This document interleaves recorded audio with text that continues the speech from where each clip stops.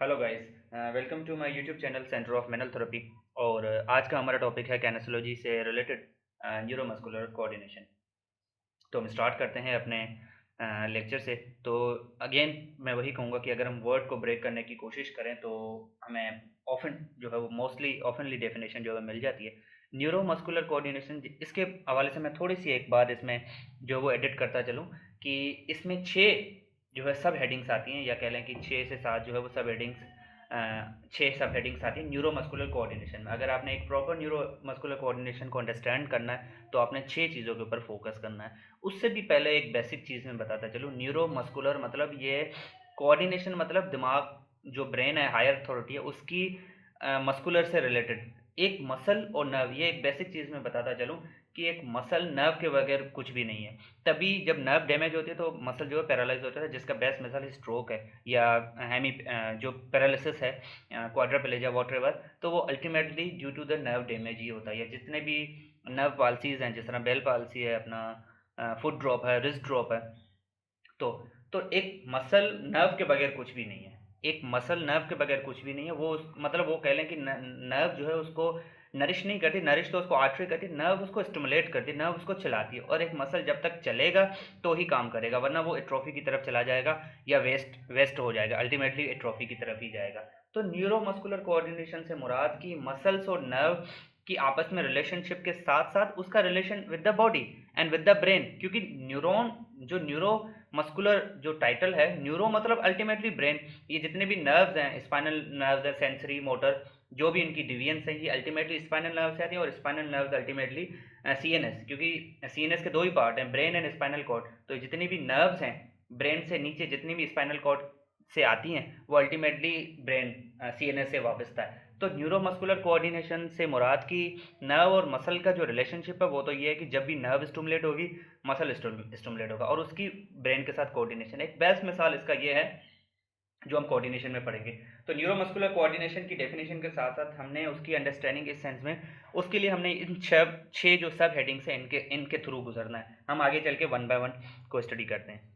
सबसे पहले है ये, जैसे कि यहाँ पे बताया हुआ न्यूरोमस्कुलर कोऑर्डिनेशन से मुराद, जैसे कि हम कोई टास्क अचीव करते हैं, मिसाल के तौर पे जो टास्क हमने करना है, हम कोई चीज़ अंडरस्टैंड करते हैं तो हम ब्रेन भेजते हैं, मैसेज भेजते हैं ब्रेन को कि ये मैंने करना है। मिसाल के तौर पे मैंने चलना है, कोई चीज़ उठानी है, तो ब्रेन अल्टीमेटली मैसेजेस जो है इम्पल्स के थ्रू भेजता है कि भाई जो चीज़, लेट सपोज मैंने अगर वॉक करनी है तो मैंने अपने हिप फ्लेक्सर को यूज़ करके टांग को आगे बढ़ाना है, क्योंकि मैंने फॉरवर्ड प्रोपल्स करना है। तो अल्टीमेटली मैसेज आएगा ब्रेन को, और ब्रेन मैसेज भेजेगा थ्रू मोटर के थ्रू, और हम मेरे हिप फ्लेक्सर या हिप फ्लेक्सर को मैसेज आएगा कि हमने ये काम करना है। वेल, तो ये न्यूरोमस्कुलर कोऑर्डिनेशन है, जिनके छः सब हेडिंग्स के ऊपर अगर हम फोकस करें।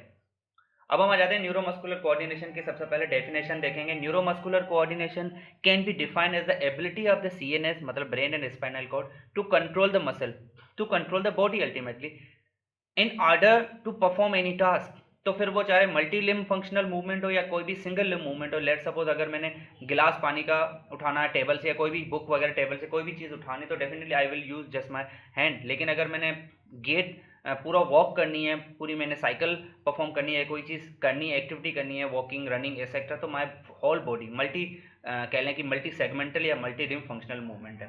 तो ये न्यूरोमस्कुलर कोऑर्डिनेशन है। मुझे ब्रेन को नहीं बताना पड़ता कि इस वक्त मैंने ये करना है, या इसका बेस्ट मिसाल कोऑर्डिनेशन में हम देंगे। अब कोऑर्डिनेशन वर्ड क्या है? कोऑर्डिनेशन दो वर्ड्स का वैसे कह लें कि को और ऑर्डिनेशन है।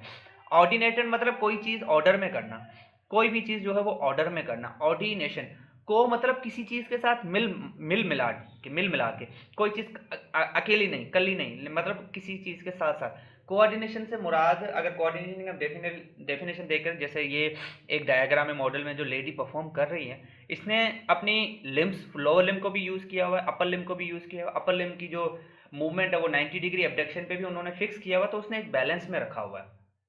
तो ऐसा नहीं है कि उसने रखनी दोनों 90 पे है, लेकिन एक 40 पे चलेगी, एक 90 से ऊपर, एक 90 से नीचे, ऐसा नहीं है। तो ये कोऑर्डिनेशन है। तो इसकी डेफिनेशन ये होगी, इट्स स्मूथ, स्मूथ मूवमेंट, जिस तरह रिथमिकली, मतलब एक कोऑर्डिनेटेड मूवमेंट, एंड एक्यूरेट, जहाँ पे रखनी है वहाँ पे वो गई, इसीलिए ही इसको कोऑर्डिनेशन कहा जाएगा। Activity any hormonal activity that is performed in correct sequence of action of group of muscle, that is called as coordination. अगर लेट सपोज मैंने 90 डिग्री तक एबडक्शन करनी है और मेरी बाजू 90 से ऊपर, इट मीन्स इन कोऑर्डिनेशन है। जिसका बेस्ट मिसाल है, जब आपका सेरिबेलम डैमेज होता है, आपका बैलेंस लॉस हो जाता है, तो डेफिनेटली आप कदम जितना रखने होंगे छोटे, आप उससे ज़्यादा लोगे या ऊपर नीचे, या पार्किंसन वाला बंदा, ये जितने भी अब नॉर्मलिटीज़ हैं, ये अगेन नॉर्मल की बात है। तो नॉर्मल वाला बंदा एक कोऑर्डिनेशन का एक बेस्ट मिसाल ये भी है, पहले डेफिनेशन देख लें, तो ability to use the different part of the body together smoothly and efficiently. एक बेस्ट मिसाल इसका ये भी है कि लेट सपोज जब ऊपर से जो क्रिकेटर्स वगैरह होते हैं, या हम भी अगर कोई चीज़ हमारे ऊपर थ्रो कोई करे कि भाई इसको कैच करो, जब हम उसको कैच करते हैं तो हम अपने हाथ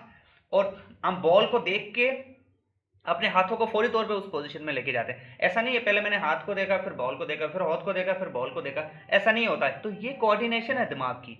तो ब्रेन उसके अकॉर्डिंगली, बॉल के अकॉर्डिंगली अपने हाथ जो है वो, बंदे के हाथ जो है वो फैला देता है, और उस डिस्टेंस के, अगर करीब बॉल है तो थोड़े से हाथ फैलाएगा, ज़्यादा है तो ज़्यादा हाल, और उसके अकॉर्डिंग अगर डाइव भी करनी होती है जिस तरह क्रिकेटर वगैरह करते हैं, तो वो this is all the coordination basically. तो कोऑर्डिनेशन से मुराद की डिफरेंट चीज़ों को यूज़ करना। हम सिर्फ मसल्स के ऊपर फोकस करेंगे क्योंकि हम न्यूरोमस्कुलर कोऑर्डिनेशन पढ़ रहे हैं। मसल्स को यूज़ करना इतना कोऑर्डिनेटली कि आपका काम हो जाए। तो इसकी सेकंड डेफिनेशन जो है, ability to use the different parts of the body together smoothly and efficiently, changing from one position to another required coordination balance. Definitely अगर जिस तरह ये आर्मी वाले या जितने भी जो ट्रेनिंग होती है उसमें जो मार्च कराते हैं, तो मार्च कराते हैं उसको, उसके जो स्टेप्स होते हैं वो फिक्स होते हैं। ऐसा नहीं एक बंदा छोटे स्टेप ले रहा है, एक ज़्यादा फिक्स साइज के होते हैं। तो ये कोऑर्डिनेशन इसके लिए दरकार होती है। तो कोऑर्डिनेशन डिफरेंट बॉडी पार्ट्स को यूज़ करना फॉर अ सिंगल टास्क।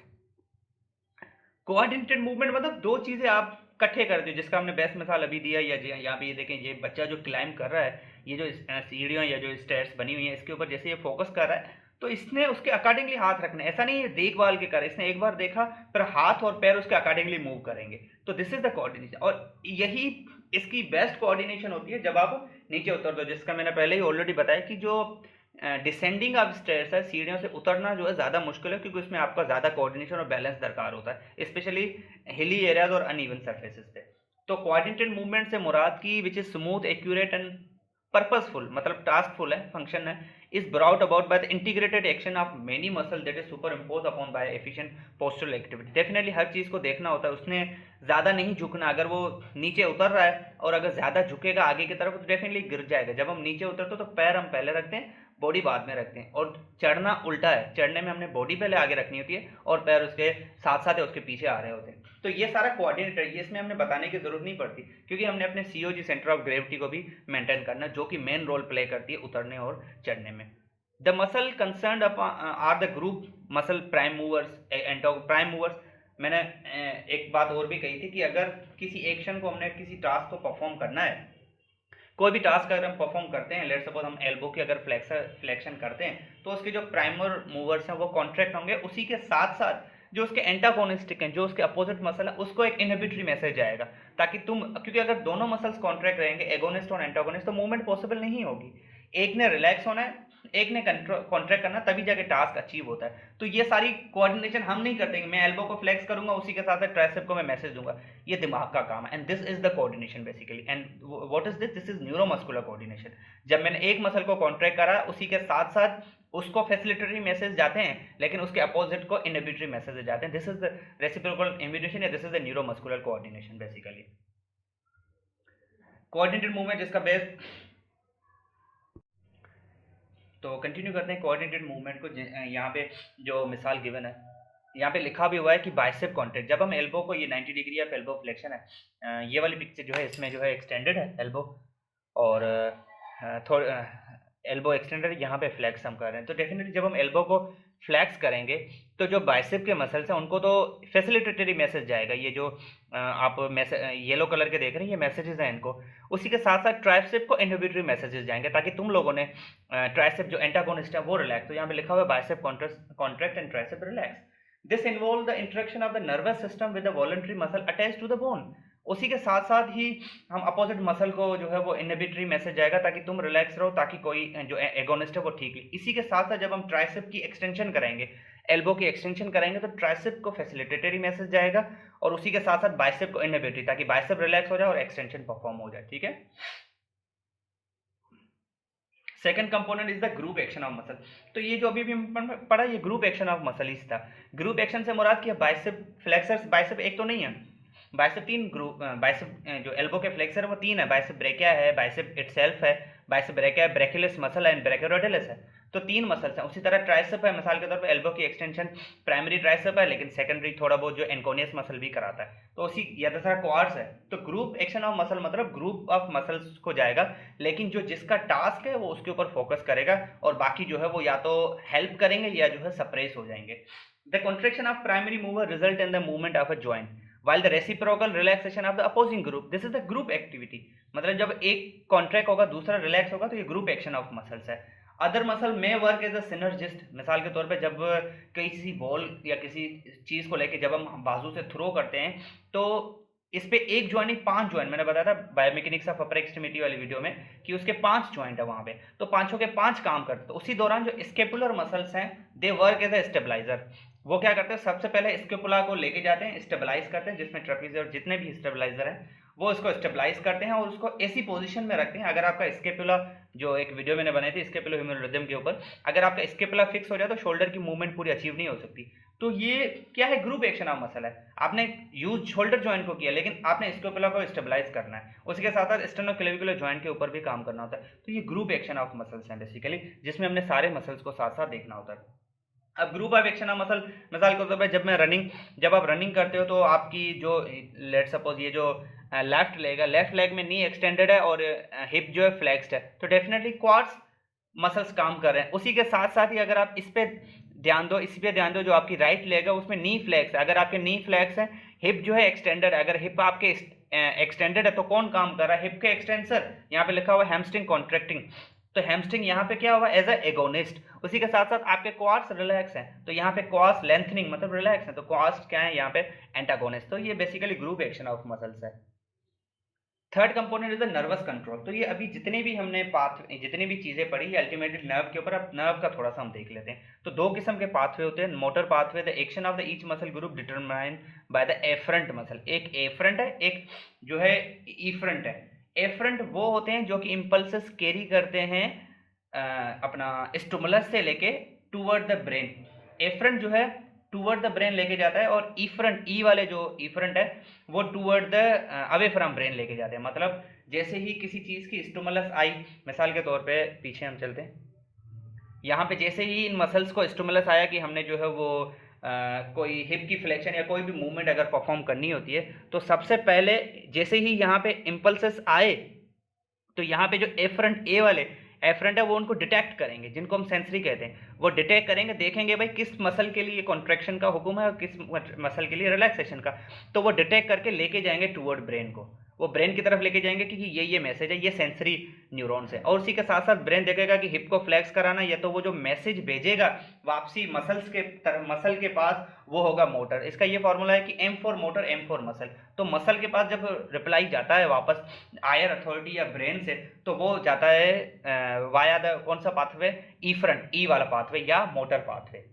जैसे भी यहाँ पे मेंशन है। ईफरंट मोटर न्यूरॉन्स क्या कहते हैं, motor, M for motor, M for muscle.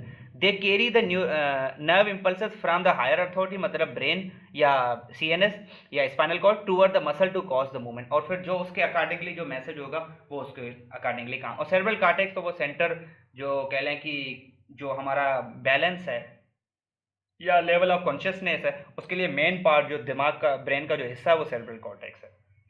Cerebellum भी ब्रेन में ही role. Cerebellum receive the information from all the sensory system, spinal cord and other parts of the brain, and then regulate the motor movement. It coordinates the voluntary movement such as the posture, balance, coordination and all. Mainly balance के लिए involvement है. It's also important for the learning motor behavior.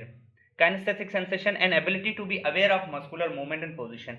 Like जब हम कोई भी activity करते हैं, kinesthetic oftenly related to the kinaesthetic kinematic से, काइनेमेटिक एनर्जी, काइनेटिक एनर्जी वहाँ से मोशन से रिलेटेड है।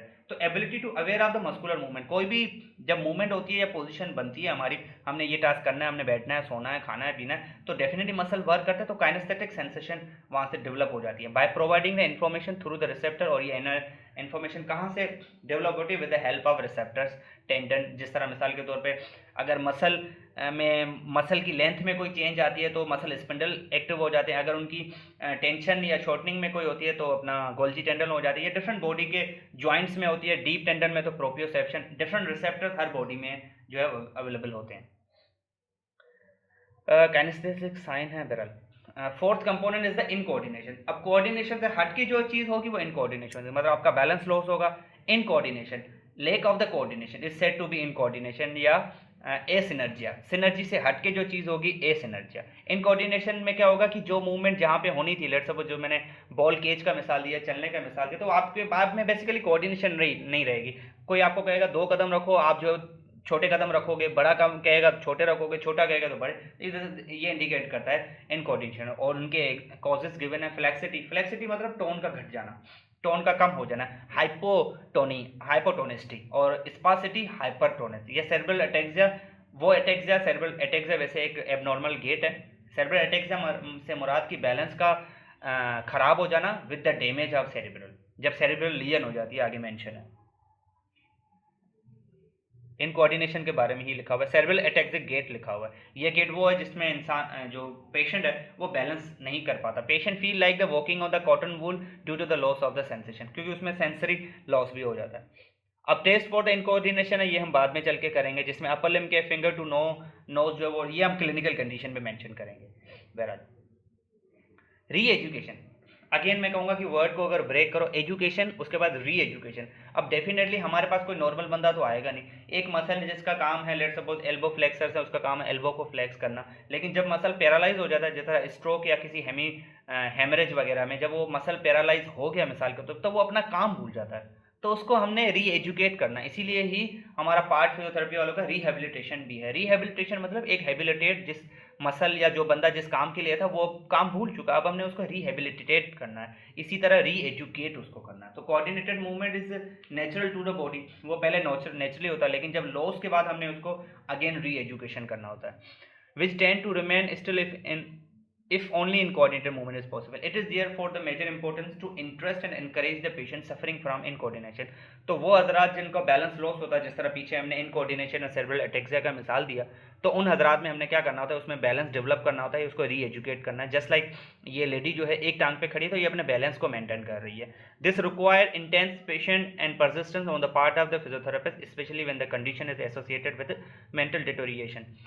ये समटाइम ऐसा भी होता है कि अगर आप उनकी मेंटल हालत भी ख़राब होती है, जिस तरह सीपी के पेशेंट में जो है, या ब्रेन अगर उसका ठीक से डेवलप नहीं होता, तो उसका बैलेंस के साथ साथ उसकी मेंटल कंडीशन भी ख़राब हो जाती है। तो डेफिनेटली उसके साथ साथ आपने दोनों चीज़ों का ख्याल रखना होता है। क्योंकि वो मेंटली वैसे ही डिसऑर्डर है, तो वो इतना आपके ऊपर फोकस नहीं करेगा, और वैसे भी पेशेंट की active participation is much more important in case of rehabilitation.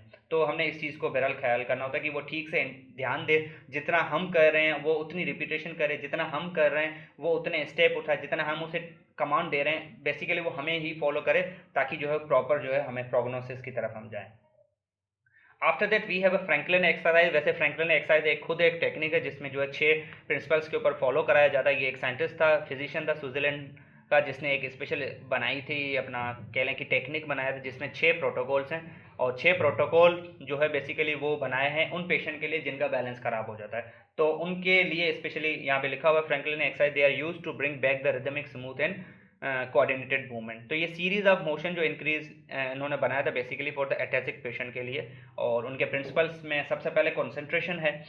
और कंसंट्रेशन से मुराद कि जो पेशेंट के सामने परफॉर्म कराया जा रहा है उसका बैलेंस खराब है, तो उसके सामने जिस तरह हम कर रहे हैं वो उसमें बिल्कुल कंसंट्रेशन के साथ करना है। दूसरा प्रिसाइज। प्रिसाइज से मुराद की मूवमेंट जो हम उसको करके दिखा रहे हैं वो should be accurate and rhythmically, जो वो परफॉर्म कर रहा है वो स्मूथली, ऐसा ना हो कि मैं किस स्पीड के साथ कर रहा हूँ वो उसको फॉलो नहीं कर रहा, वो किसी और तरीके से कर रहा है, तो वो उसने कॉन्सेंट्रेट करना और बिल्कुल प्रिसाइज करना है। जर्की मूवमेंट नहीं करनी, इनएक्यूरेट नहीं करनी, जिस तरह मैं कर रहा हूँ उसने उस तरह, मैं उसको अगर टांग आगे रख के बता रहा हूँ, मैं अगर टांग उसको राइट में रख के बता रहा हूँ, तो वो दे ही और she has to follow the properly the instruction which is going to be performed by the, yeah, which is going to be demonstrated by the therapist.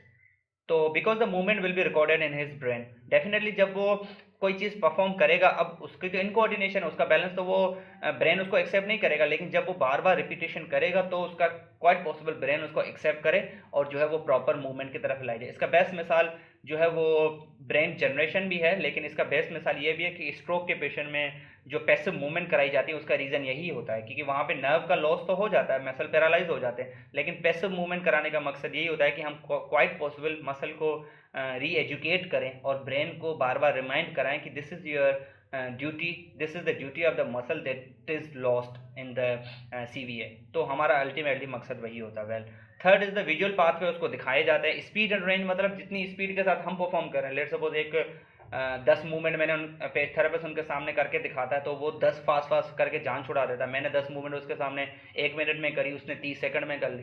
तो स्पीड एंड रेंज भी बड़ा मैटर करता है कि आपने स्लो, और वैसे भी कहते भी हैं slow and steady wins the race. तो स्लो मूवमेंट जितनी वो परफॉर्म करेगा, बैलेंस उसका उतना ही जो वो अच्छा होगा। Fourth principle is the command. Command मतलब वो फॉलो ज़रूर करें। Necessary to source the programme and progress the activity. Command मतलब जैसे ही उसको मैंने स्पीड का कमांड थेरेपिस्ट कहता है, पेशेंट ने उस चीज़ को फॉलो करनी है। रिपीटेशन, जितनी पेशेंट रिपीटेशन बताता है थेरेपिस्ट, उतनी उसने रिपीटेड करनी है until the accurate movements they are generated. जब तक एक्यूरेट नहीं होती और वो परफॉर्म करता रहे। हाँ, दूसरा लाजमी भी नहीं है कि वो स्टार्टिंग में ऐसा हो, अगर वो थक जाए तो वो रुक भी सकता है, लेकिन जब तक complete achievement accurate movement perform नहीं होती तो, और यही जो है काइनेस्टिक सेंस और कोऑर्डिनेशन को इम्प्रूव करता है। Finally is the complexity is the coordination plus proprioception. Like जितना वो हमने लेडी देखी थी कि उसने बाजू 90 डिग्री तक एबडक्टेड किए थे, टांग की पोजीशन क्या अलग बनाई हुई थी, तो डेफिनेटली वो कोऑर्डिनेशन के साथ प्रोप्रियोसेप्शन, और प्रोप्रियोसेप्शन मतलब जॉइंट पोजीशन एंड ऑल वगैरह।